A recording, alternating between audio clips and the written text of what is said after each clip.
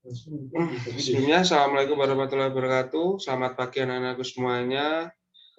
Selamat beraktivitas pagi. Di pagi ini kita akan belajar mata pelajaran PPKN atau Pendidikan Pancasila dan Kewarganegaraan. Untuk bab hari ini kita akan belajar semangat kebangkitan nasional tahun 1908.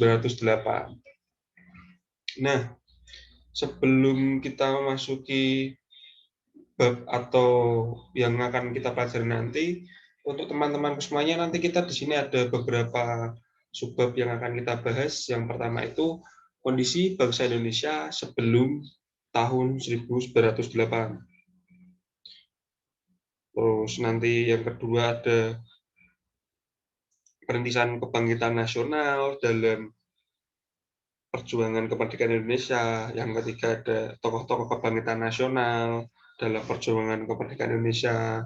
Terus yang keempat itu ada mewujudkan persatuan dan kebangsaan sebagai bangsa wujud mulai kebangkitan nasional. Nah, biar tidak terlalu lama dan kalian kalau pagi itu kan mata pelajaran kalau pagi itu kayak mendengarkan itu kan kalian sudah pada ngantuk sih. Biar tidak terlalu lama mungkin ini langsung Bapak akan menjelaskan. Yang pertama itu kondisi bangsa Indonesia sebelum tahun 1908. Awal dimulainya penjajahan Belanda di Indonesia itu dimulai sejak didirikannya Virgin Oost-Indies Company atau VOC pada tanggal 20 Maret 1602. Sejak VOC berdiri, dimulailah berbagai bentuk kekerasannya yang menimpa rakyat di Indonesia. Penderitaan rakyat Indonesia terjadi dalam berbagai segi kehidupan di berbagai daerah. VOC melakukan tindakan dengan melaksanakan politik divide et impera atau adu domba, yaitu saling mengadu domba antara kerajaan dan satu dengan satu yang lainnya.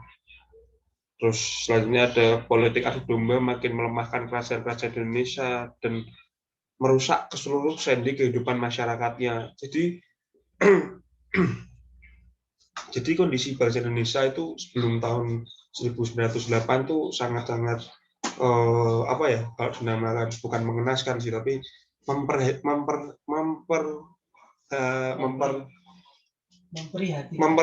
memprihatinkan lah. Karena kalau dilihat dari situ banyak FOC yang kurang begitu bagus lah.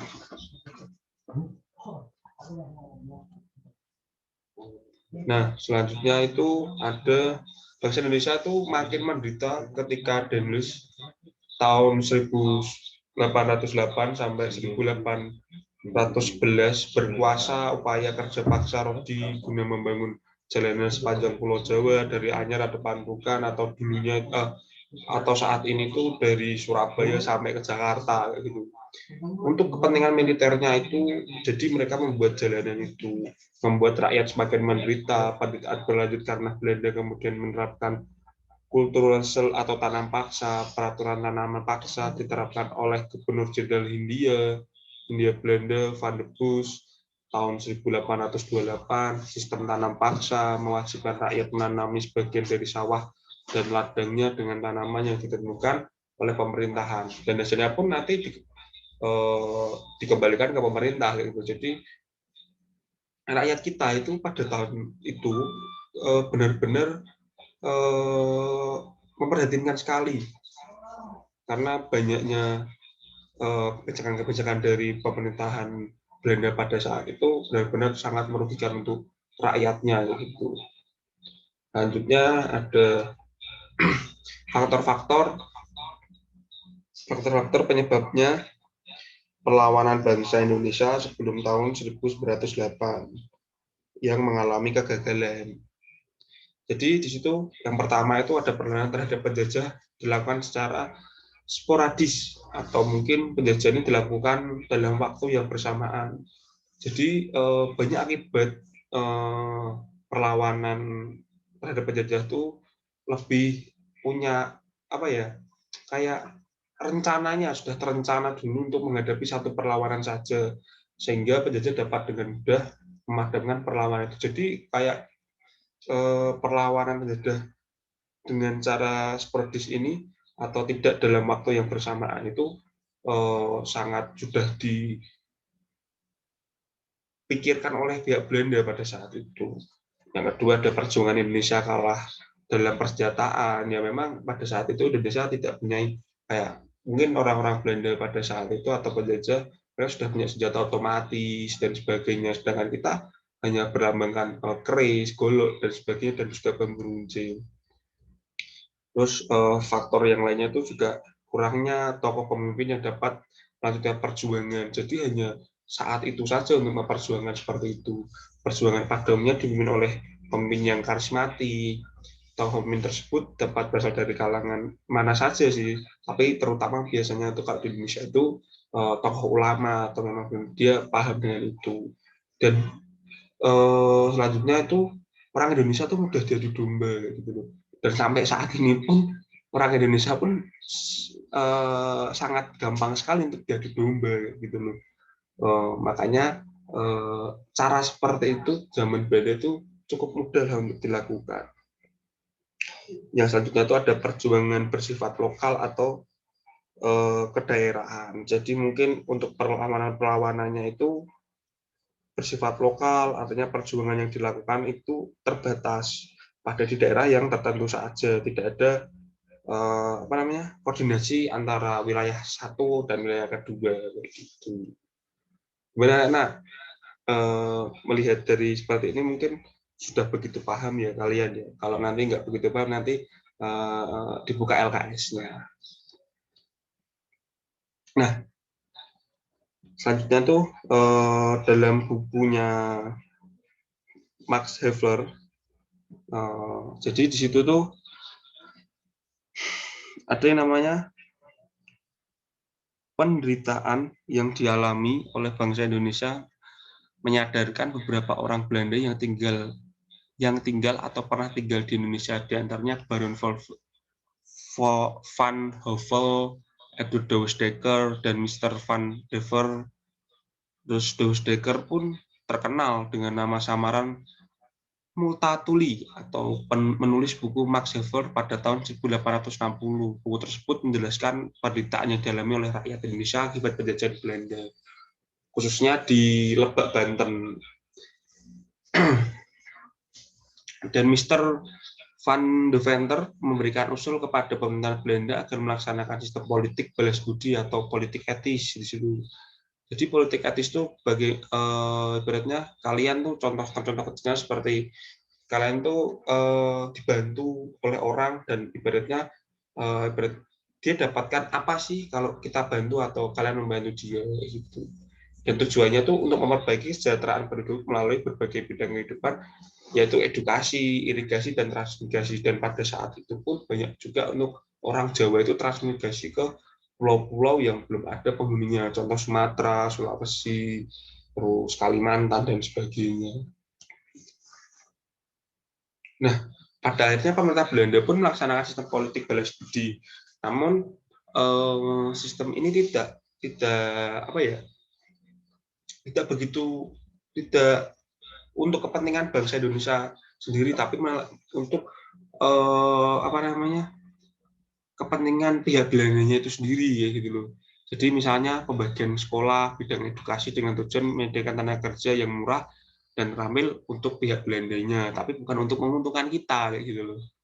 Nah, selanjutnya tetap kondisi bangsa sebelum tahun 1908 juga memberikan dampak yang lain sedikit menguntungkan rakyatnya kayak gitu loh.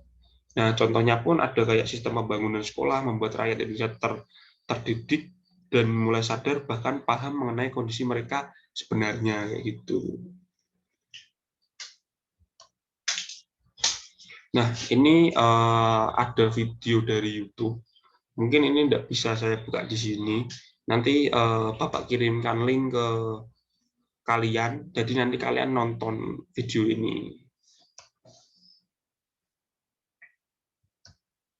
Nah, lalu tuh ada yang namanya tadi itu yang pertama sebelum kita membahas apa sih kebangkitan nasional pada sebelum tahun 1908.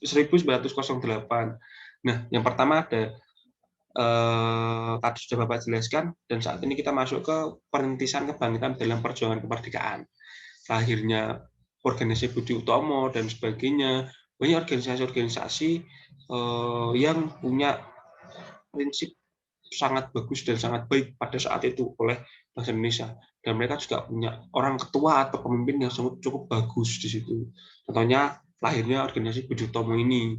Budi Utomo merupakan organisasi pertama di Indonesia yang bersifat nasional, berbentuk modern, yaitu organisasi dengan pengurus yang tetap, anggota, tujuan, dan intinya punya visi misi dan program kerjanya lah pada saat itu. Dan organisasi Budi Utomo pun didirikan oleh Dr. Sutomo itu sendiri pada tanggal 20 Mei 1908. Dan pendirian Budi Utomo tidak terlepas dari penggagasan atau pendorong lahirnya Budi Utomo, yaitu Dr. Wahidin, yang merupakan dokter lulusan Stovia yang sering berkeliling untuk mengampanyekan gagasan mengenai bantuan dari dana bagi pelajar-pelajar pribumi berprestasi yang tidak mau melanjutkan sekolah. Dan beliau pun menyadari bagaimana keterbelakangannya, tertindasnya rakyat Indonesia itu sendiri. Ya, kurang lebih seperti itu. Nah, ada pun juga tujuan organisasi Budi Utomo pun yang pertama itu, Budi Utomo bukanlah sebuah organisasi atau partai politik. Tujuan utamanya adalah kemajuan bagi Hindia Belanda. Budi Utomo sebagai organisasi pelajar yang muncul ini secara sama-sama merumuskan rupanya untuk kemajuan Hindia. Pada awalnya jangkauannya hanya terbatas pada Pulau Jawa dan Madura, namun kemudian diperluas penduduk Hindia seluruhnya dengan baik, tidak memperhatikan perbedaan keturunan, jenis kelamin, dan agama kayak gitu. Nah, untuk tujuan organisasinya kurang lebih seperti inilah, anak-anak. Nanti bisa diperhatikan dan bisa dipelajari sendiri. Nah, ini untuk perkembangan organisasi Budi Utomo itu ada kayak pertama, eksistensi Budi Utomo Indonesia bukan dengan adanya kongres. Yang pertama di Yogyakarta pada tanggal 3 sampai 5 Oktober 1908. Nah, itu pun menghasilkan yang namanya pertama, tidak mengadakan kegiatan politik. Bidang utama adalah pendidikan dan kebudayaan. Yang ketiga, keterbatasan wilayah Jawa dan Madura, mengikat Raden Adipati Tritokusumo atau Bupati Karanganyar sebagai ketua Budi Utomo. Dan semenjak dipimpin oleh Raden Adipati Tritokusumo atau Bupati Karanganyar pada saat itu pun banyak anggota baru yang bergabung dari kalangan bangsawan ataupun pejabat kolonial. Kegiatan Budi Utomo awalnya terpusat di bidang pendidikan sosial dan budaya, tapi akhirnya bergeser untuk di bidang politik dan strategi perjuangan. Jadi kurang lebih Budi Utomo pun menjadi lebih komparatif dan lebih memerintah kolonial Belandanya seperti itu. Dan adanya dua aliran dalam Budi Utomo menyebabkan di sini perpecahan. Jadi Dr. Cipto Mangunkusumo yang mewakili kaum muda keluar dari keanggotaan, akibatnya gerakan Budi Utomo semakin lamban seperti itu. Nah, ini untuk nanti dibaca-baca sendiri, atau mungkin kalian kan juga udah canggih, nanti bisa difoto atau gimana. Ini juga ada video juga, nanti Bapak kirimkan link karena mungkin kalau saya putar di sini terlalu lama ataupun susah juga kayak gitu. Nah, apa sih arti penting dari makna kebangkitan nasional dalam perjuangan kemerdekaan Indonesia?